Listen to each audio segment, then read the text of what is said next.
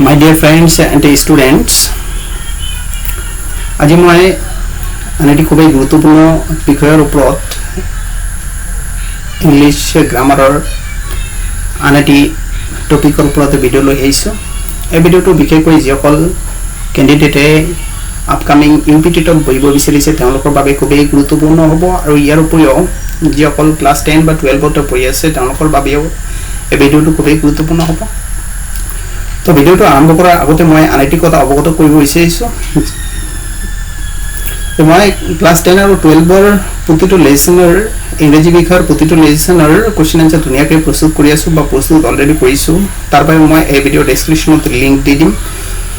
আশা ৰাখিছোঁ এই নোটছখিনি কোনোবাই বহীত লিখি লৈ যদি এক্সামৰ বাবে ক্লাছ 10 বা 12ৰ ষ্টুডেণ্টে যদি এক্সামৰ বাবে প্ৰিপেৰেশ্যন লয় ইংৰাজী বিষয়ত ভাল নম্বৰ কেৰি কৰিব পাৰিব বুলি আশা ৰাখিছোঁ।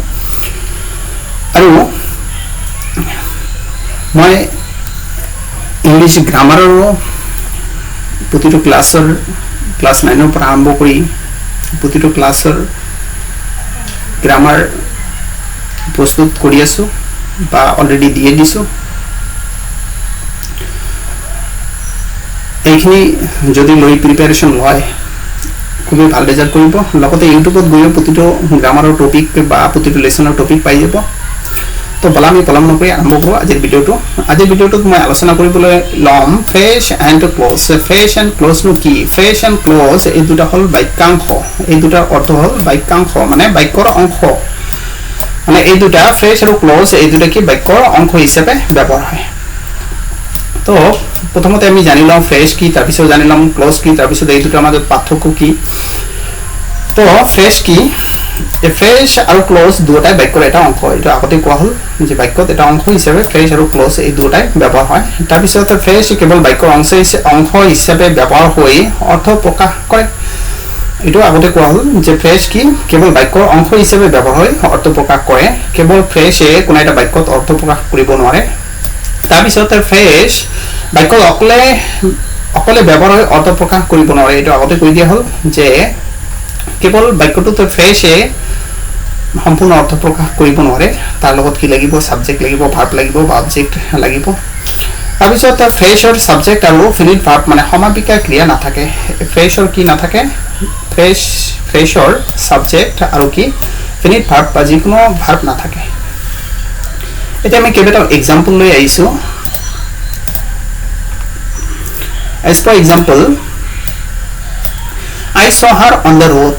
I saw her মানে মই তাইক দেখিছিলোঁ। চাওক এইটো কি আছে? ছাবজেক্ট আছে, তাৰপিছত এইটো ভাৰ্ব আছে, তাৰপিছত অবজেক্ট আছে, তাৰপিছত অন দ্য ৰোড এইটো হ'ল ফ্ৰেছ।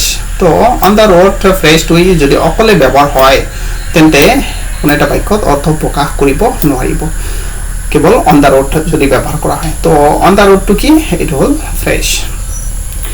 নম্বৰ 2 লৈ আহিছোঁ। I know him from his childhood. I know him from his childhood. মই তেওঁক বাল্যকালৰ পৰা জানো বা চিনি পাওঁ। তো from his childhood ইয়াত এইটো কি আছে? ফ্ৰেছ। তো from his childhood এইটো কোনো এটা বাক্যত অকলে ব্যৱহাৰ হৈ কি হ'ব নোৱাৰে? অৰ্থ প্ৰকাশ কৰিব নোৱাৰে।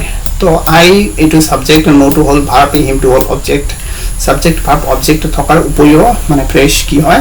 এটা বাক্যত সম্পূৰ্ণ অৰ্থ প্ৰকাশ কৰাৰ বাবে ব্যৱহাৰ কৰা হয় বা ফ্ৰেছ নোহোৱাকৈ এটা বাক্যৰ অৰ্থ প্ৰকাশ কৰিব পাৰে। কিন্তু অকল ফ্ৰেছে কোনো এটা বাক্যত অকলে ব্যৱহাৰ হৈ অৰ্থ প্ৰকাশ কৰিব নোৱাৰে। তো এইখিনি আছিল ফ্ৰেছ।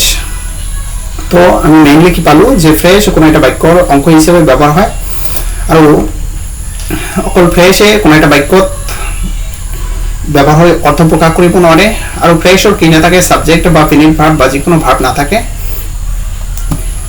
তো এয়াই আছিল ফ্ৰেছ। তো এতিয়া আমি ক্ল'জ লৈ যাওঁ। ক্ল'জনো কি? ক্ল'জ আৰু ফ্ৰেছৰ দৰে বাক্যৰ এটা অংশ হিচাপে ব্যৱহাৰ হয়। ক্ল'জ আৰু ফ্ৰেছ এই দুটা প্ৰায় একেই, তাৰ মাজত অলপ ডিফাৰেঞ্চ আছে। ফ্ৰেছ যেনেকৈ বাক্যৰ এটা অংশ হিচাপে ব্যৱহাৰ হয়, ক্ল'জো এটা বাক্যৰ অংশ হিচাপে ব্যৱহাৰ হয়। তাৰপিছত আহিছোঁ ক্ল'জ বাক্যৰ অংশ হিচাপে ব্যৱহাৰ হৈ অৰ্থ প্ৰকাশ কৰে যদিও এটা বাক্যত থকা ক্ল'জবোৰ এটা আনটোৰ ওপৰত নিৰ্ভৰশীল। এতিয়া কথা হ'ল যে এটা বাক্যত কি এটাতকৈ বেছি দুটা বা তিনিটা ক্লজ থাকিব পাৰে আৰু ক্লজবোৰ কি এটা ক্লজ আনটো ক্লজৰ ওপৰত কি হয় নিৰ্ভৰশীল হয় মানে এটা ক্লজৰ ওপৰত আনটো ক্লজ কি কৰে ডিপেন্ড কৰে নিৰ্ভৰ কৰে নেক্সট আইছো এটা বাক্যতে যিমানটা ক্লজ থাকে সিমানটা সাবজেক্ট থাকে আৰু ভাৰ্ব থাকে আৰু এইটো কথা মনত ৰাখিব এটা বাক্যতে যিমানটা কি থাকিব ক্লজ থাকিব সিমানটা কি থাকিব সাবজেক্ট থাকিব আৰু ভার্ব থাকিব কিন্তু এয়াই হল মেইন ডিফারেন্স যে এটা বাক্যত ফ্রেশ অংশ হিসেবে ব্যবহার হয় ক্লোজ অংশ হিসেবে ব্যবহার হয় ক্লোজত কি থাকে এটা বাক্যতে যিমানটা ক্লোজ থাকে ক্লোজত কি থাকে ক্লোজ এটা অবলে হলে তাত কি থাকিব লাগিব সাবজেক্ট থাকিব লাগিব ভার্ব থাকিব লাগিব কিন্তু ফ্রেশত কোনো কি না থাকে সাবজেক্ট আৰু ভাৰ্ব না থাকে তো এই আছিল ক্লোজ আৰু ফ্ৰেশৰ মাজত পাৰ্থক্য ডিফাৰেন্স কি ডিফাৰেন্স আছিল যে ফ্ৰেশ আৰু ক্লোজ দুটাই বাক্যৰ অংশ হিসেবে ব্যবহাৰ হয় কিন্তু ফ্ৰেশত কি না থাকে সাবজেক্ট আৰু ভাৰ্ব না থাকে কিন্তু ক্লোজত কি থাকে সাবজেক্ট আৰু ভার্ব থাকে এটা আমি কেইবাটাও এক্সাম্পল লৈ আইছো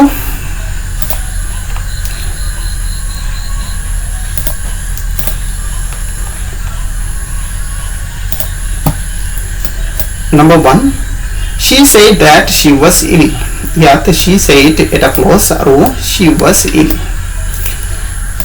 ইয়াত সাবজেক্ট কি আছে she তাৰপিছত say to verb তাৰপিছত she subject তাৰপিছত was এটো সাবজেক্ট সৰি এটো verb তো ইয়াত কি আছে ইয়াত she said that she was ill she said এটো এটা ক্লজ she was ill ইয়াত কি আছে she subject আৰু said এটো verb আৰু ইয়াত এই ক্লজত কি আছে she subject আৰু was to verb তো কি পালো যে এটা বাক্যতে যিমানটা সাবজেক্ট থাকে হিমানটা কি থাকে সরি যিমানটা কি থাকে ক্লজ থাকে হিমানটা সাবজেক্ট থাকে আৰু verb থাকে তো ইয়াত এটো ক্লজত কি আছে এটো এটা ক্লজ ইয়াত এটা সাবজেক্ট আছে আৰু কি আছে ভার্ব আছে এটো এটা ক্লজ ইয়াত কি আছে সাবজেক্ট আছে ভার্ব আছে নেক্সট আইছো 2 নম্বৰ লৈ this is the boy who stood first this is the boy এটো এটা ক্লজ আৰু who stood first এটো এটা ক্লজ ইয়াত this to subject আৰু is to verb আৰু ইয়াত who to subject আৰু stood to verb তো কি পালো যে যিমানটা কি আছে ক্লজ আছে হিমানটা কি আছে সাবজেক্ট আছে আৰু ভাৰ্ব আছে এটা আমি ক্লোজৰ টাইপস লৈ আইছো ক্লোজৰ টাইপস খিনি খুবই গুৰুত্বপূৰ্ণ ক্লোজক there are 3 types of clauses actually clause হল তিনি প্ৰকাৰ কি কি first principal clause and main clause principal ক্লোজক আকৌ কি মেইন ক্লোজ বুলি কোৱা হয় তাৰপিছত সেকেন্ড আইছো কোঅৰ্ডিনেট ক্লোজ অৰ ডিপেন্ডেন্ট ক্লোজ কোঅৰ্ডিনেট ক্লোজ বা ডিপেন্ডেন্ট ক্লোজ মানে এই ক্লোজটো কি ডিপেন্ডেন্ট মানে নিৰ্ভৰশীল এটা এই ক্লোজটো কি আন ক্লোজৰ ওপৰত নিৰ্ভৰশীল আৰু 3 নম্বৰলৈ আইছো সৰি কোঅৰ্ডিনেট নহয় এটো সাবঅৰ্ডিনেট ক্লোজ বা ডিপেন্ডেন্ট ক্লোজ সাবঅৰ্ডিনেট মানে নিৰ্ভৰশীল আৰু ডিপেন্ডেন্ট মানে কি নিৰ্ভৰশীল এই ক্লোজটো কি আনটো ক্লোজৰ ওপৰত নিৰ্ভৰশীল তাৰ পিছত আইছো কোঅৰ্ডিনেট ক্লোজ বা ইন্ডিপেন্ডেন্ট ক্লোজ এই ক্লোজটো কি স্বাধীন তো এতিয়া আমি ডিটেইলস এবিলাক আলোচনা কৰিবলৈ লম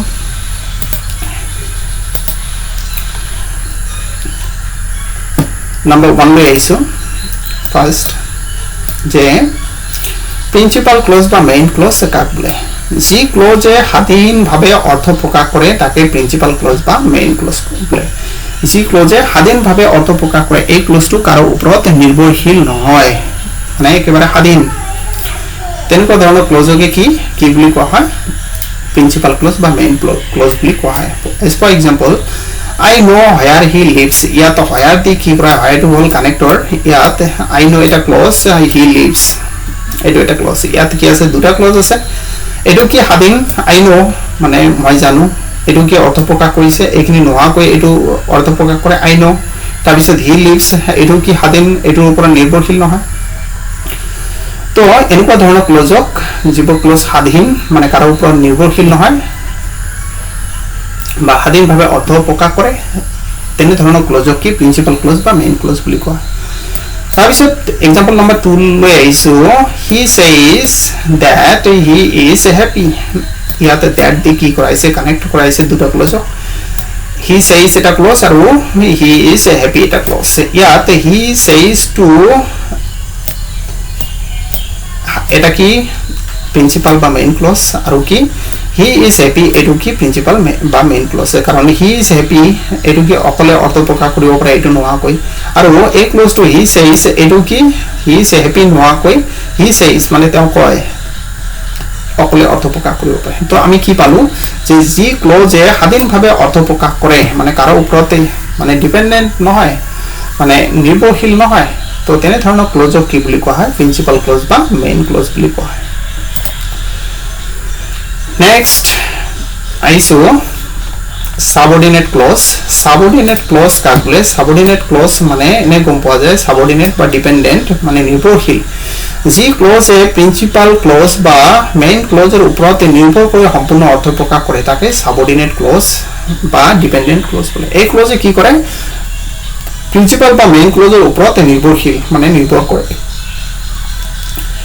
তো কি পালো যে যি ক্লজে প্ৰিন্সিপাল ক্লজ বা মেইন ক্লজৰ ওপৰত নিৰ্ভৰ কৰি সম্পূৰ্ণ অৰ্থ প্ৰকাশ কৰে তাকে সাবঅৰ্ডিনেট ক্লজ বোলে এই ক্লজত কি সাবঅৰ্ডিনেট ক্লজে কি কৰিব প্ৰিন্সিপাল ক্লজ বা মেইন ক্লজৰ ওপৰত প্ৰিন্সিপাল ক্লজ বা মেইন ক্লজৰ ওপৰত কি নিৰ্ভৰশীল মানে নিৰ্ভৰ কৰিবলগীয়া হয় as for example আহিছো he came when it was dark he came into principal clause আৰু কি when it was dark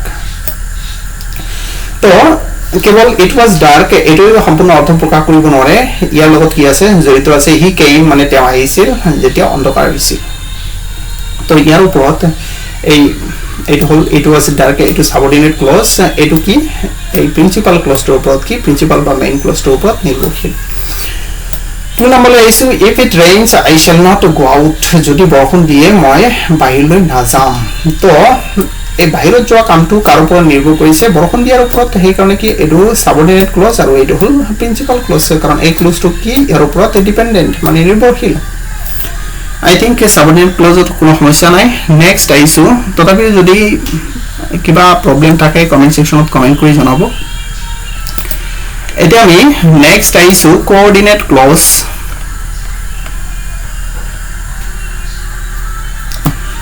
coordinate close কি কোঅৰ্ডিনেট ক্লজ আৰু ইন্ডিপেন্ডেন্ট ক্লজ যি ক্লজে অৰ্থ প্ৰকাশ কৰিবলৈ ইটোৱে আনটোৰ ওপৰত নিৰ্ভৰ নকৰে তাকে সাবঅৰ্ডিনেট ক্লজ বা ইন্ডিপেন্ডেন্ট ক্লজ বোলে যি ক্লজে ইয়াৰ আগত কি পালো ডিপেন্ডেন্ট ক্লজ বা সাবঅৰ্ডিনেট ক্লজ কি এন প্ৰিন্সিপাল ক্লজৰ ওপৰত কি কৰিবলগীয়া হয় নিৰ্ভৰ কৰিবলগীয়া হয় কিন্তু ইয়াতে কি কৈছে যি ক্লজে অৰ্থ প্ৰকাশ কৰিবলৈ ইটোৱে আনটোৰ ওপৰত নিৰ্ভৰ নকৰে মানে এই ক্লজত এটা ক্লজে আনটো ক্লজৰ ওপৰত কি নিৰ্ভৰ কৰিবলগীয়া নহয় তাকে সাবঅৰ্ডিনেট কোঅৰ্ডিনেট বা ইন্ডিপেন্ডেন্ট ক্লজ বুলি কোৱা হয় মানে ইয়াতে ক্লজ বোৰে কি এটা আনটোৰ ওপৰত নিৰ্ভৰ নকৰিব as for example উদাহৰণ লৈ কৈছো I like milk but not tea I like milk but not tea মই গাখীৰ পছন্দ কৰো কিন্তু চাহ পছন্দ নকৰো ইয়াত বাদ দি কি কৰাইছে কানেক্ট কৰাইছে কিন্তু I like milk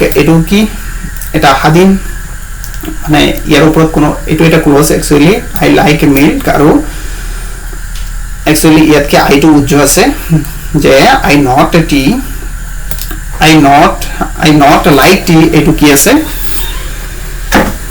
actually কি I like milk but I don't like tea এনেকুৱা হ'ব লাগিছিল কিন্তু যেটো এটা বাক্য বা দুটা ক্লজ কি কৰাইছে এটা ক্লজ কৰাইছে সেই কাৰণে কি আছে ইয়াতে সাবজেক্ট আৰু ভাৰ্বটো কি আছে উজ্জ আছে তো ইয়াতে I like milk তাৰ পিছত not tea এই দুটা হল ক্লজ এই দুটা ক্লজ কি কাৰো ওপৰত কোনোটো নিৰ্ভৰ কৰা নাই এনেকুৱা হ'ব পাৰে I like milk এটো এটা close I don't like tea এনেকুৱা হ'ব পাৰে তো ইয়াত কি কোনো ক্লজৰ ওপৰত কি কৰা নাই এটোৰ ওপৰত কি নিৰ্ভৰ কৰা নাই বা পিছৰ ক্লজটো আগৰ ক্লজটোৰ ওপৰত নিৰ্ভৰ কৰা নাই বা আগৰ ক্লজটো পিছৰ ক্লজটোৰ ওপৰত কি নিৰ্ভৰ কৰা নাই স্বাধীনভাৱে কি ব্যৱহাৰ হৈছে Next I saw Raj is a good boy and Rohit is a naughty boy. Raj is a good boy. Yet and the connect কৰাইছে and এটা clause Rohit is a naughty boy. ইয়াতো এটো clause এর উপৰত কোনো কি নিৰ্ভৰ কৰা নাই তো যি clause এটা clause আনটোৰ উপৰত কি নিৰ্ভৰ কৰিবলগীয়া নহয় তাকে কি বুলি কোৱা হয় coordinate clause বা independent clause বুলি কোৱা হয় তো এয়াই আছিল আজিৰ ভিডিওটো পিছৰ ভিডিঅ'ত মই কেইবাটাও MCQ লৈ আহিবলৈ যত্ন কৰিম এই টপিকৰ ওপৰত। তো ভিডিঅ'টো ভাল লাগিলে অৱশ্যই মোৰ চেনেলটো সাবস্ক্ৰাইব কৰক আৰু বেল আইকনটো প্ৰেছ কৰি ৰাখক পৰৱৰ্তী ভিডিঅ' আপলোড কৰাৰ লগে লগে যাতে সোনকালে নটিফিকেশ্যনটো পাই যায়। তো পিছত এটা ভিডিঅ'ত লগ পোৱাৰ প্ৰতিশ্ৰুতিৰে আজিৰ ভিডিঅ'টো ইয়াতে সামৰণি মাৰিছোঁ। ধন্যবাদ।